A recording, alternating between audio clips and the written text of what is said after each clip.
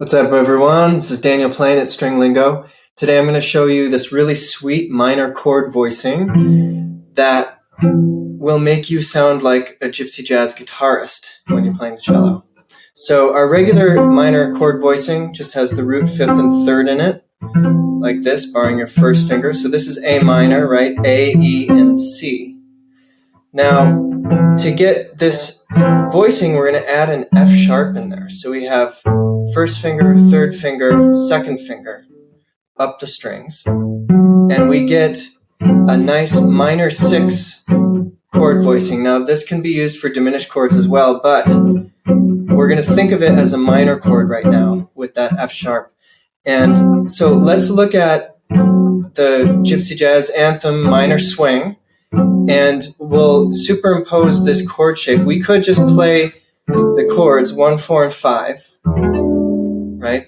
So the chords of minor swing are 1, 4, and 5, essentially. And we could just use our regular triad voicings for this. We could put that E7 in as our dominant for the 5 chord. But we could take this chord shape and actually use it on every single chord for minor swing. So let's take a look at how that works. Here, A minor, we've already looked at. For the 4 chord, we go up to D minor.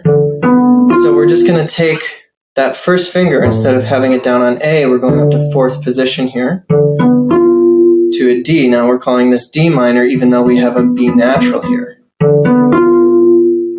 Now for our 5 chord, we have E7. If we played a full E7 like that, it would be this shape. And maybe you already figured this out. You can see this 3-string shape we're using is already embedded in that. So we're just going to put our first finger on a B here. Now it's no longer on the root of the chord, but that's okay. And if you're in a band, you'll be playing with a bass player anyways. They can cover the root. And even if nobody's covering the root, it still sounds really groovy. So 1, 4 is in 4th position, and 5 chord would be in 2nd position here with your first finger on a B. So let's walk through minor swing here with this movable chord shape for the 1, 4, and 5 chord. So 1, 2, 1, 2, 3, 4. Here we go to the 4, 5,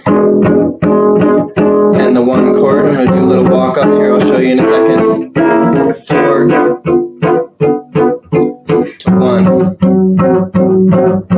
5, and back to 1.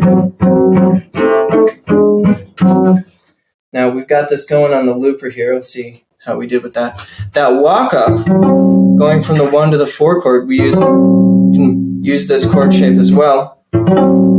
Take our 1 chord, move it up a step. It's kind of like a real quick 5. And then we're going to play this inversion of the 1 chord. So C, and A, and an E here. And then we're going to go up a half step, first finger on C sharp, back to our diminished shape. So the only time we're not using that diminished shape is this inversion here. So that goes, again,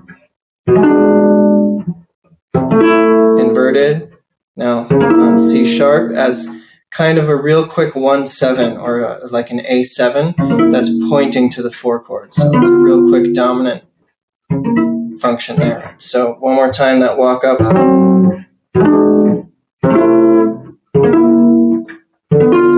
The 4 chord there. So let's see how this sounds.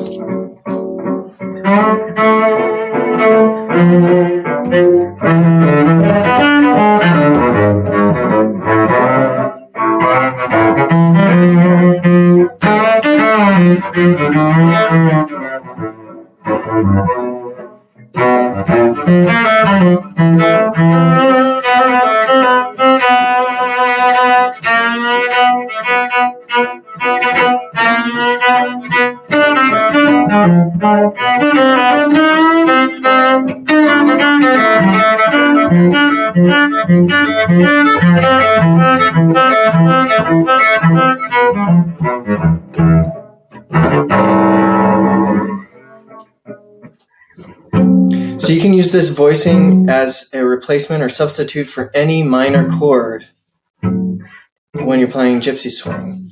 And the extra little tidbit that's super interesting and cool about this is that the way this happens to voice on the cello is exactly how it voices on the guitar. When you see guitarists playing lower voicings on the lower 3 strings of the guitar, lower 4 strings, these are actually the same notes they're playing. So it has kind of an authentic sound because of that.